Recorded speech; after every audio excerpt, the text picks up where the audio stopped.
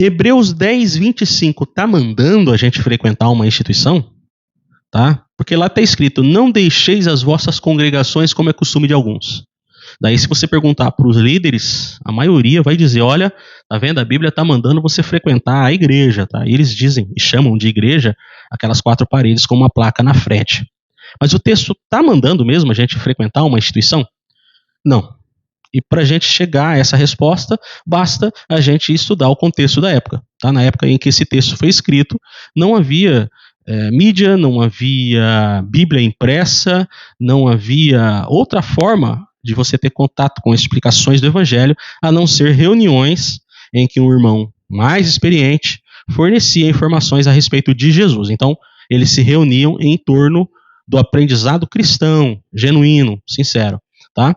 E haviam outros grupos, outras congregações que eram de judaizantes, eram de gnósticos, tá? E havia esse perigo de alguns irmãos se contaminarem, se confundirem, frequentando outras congregações com mensagens opostas ao evangelho.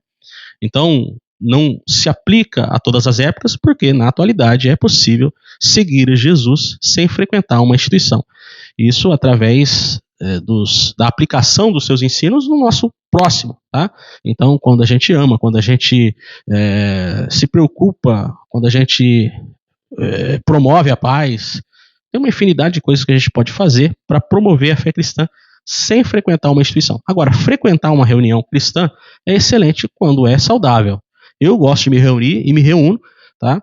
Mas reuniões só são boas enquanto forem saudáveis.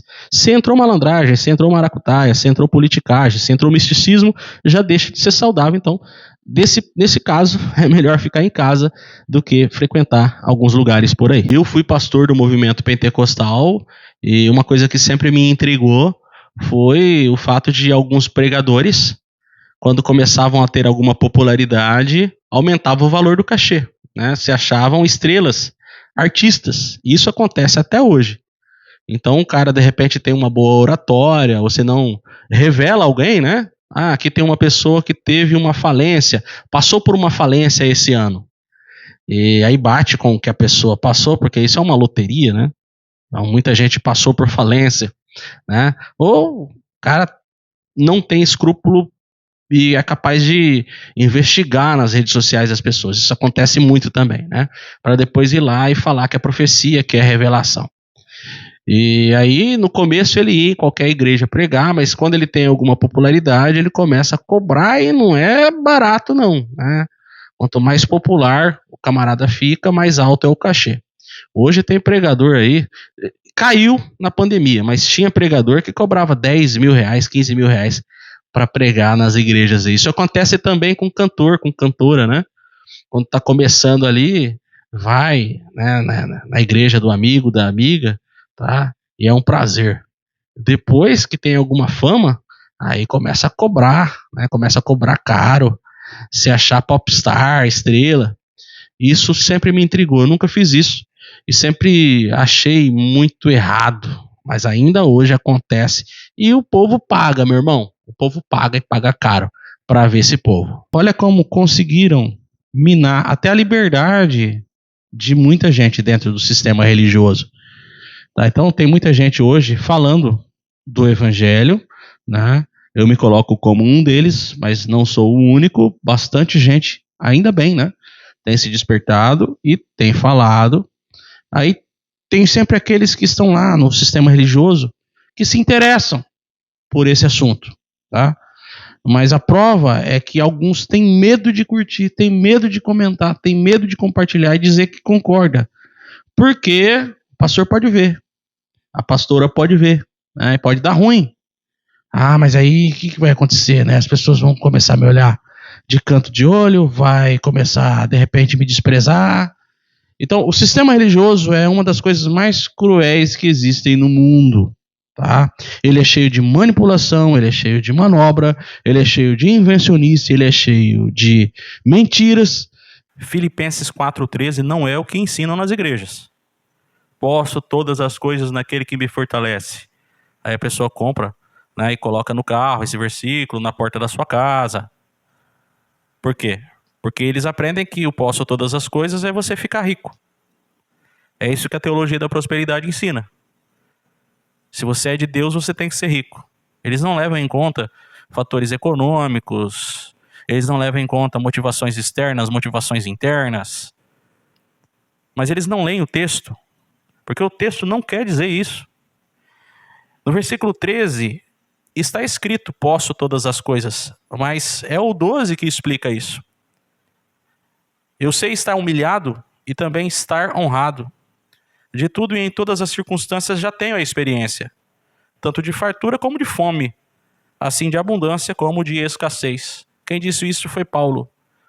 Paulo estava aqui ensinando as pessoas a não priorizarem a matéria, mas a se satisfazerem com aquilo que é do Espírito, com a benignidade, bom senso, equilíbrio, empatia, fraternidade. Essas são as riquezas que ninguém toma. Não é errado você buscar melhoras econômicas. Entretanto, usar esse versículo bíblico para dizer que você vai ficar rico é não entender o evangelho de verdade. É triste quando você sai de casa para ir num culto e chega lá, o culto não é para Deus, é para o pastor da igreja, é para o líder religioso. E isso está acontecendo demais na atualidade. Cultos que não são para Deus, são para o homem. Líderes que gostam de ser bajulados, que gostam de uma cadeira diferenciada no púlpito da igreja, que gostam de um lugar privilegiado no estacionamento da igreja, que gostam de culto de aniversário, que gostam de salário alto para dirigir igreja. Então é triste.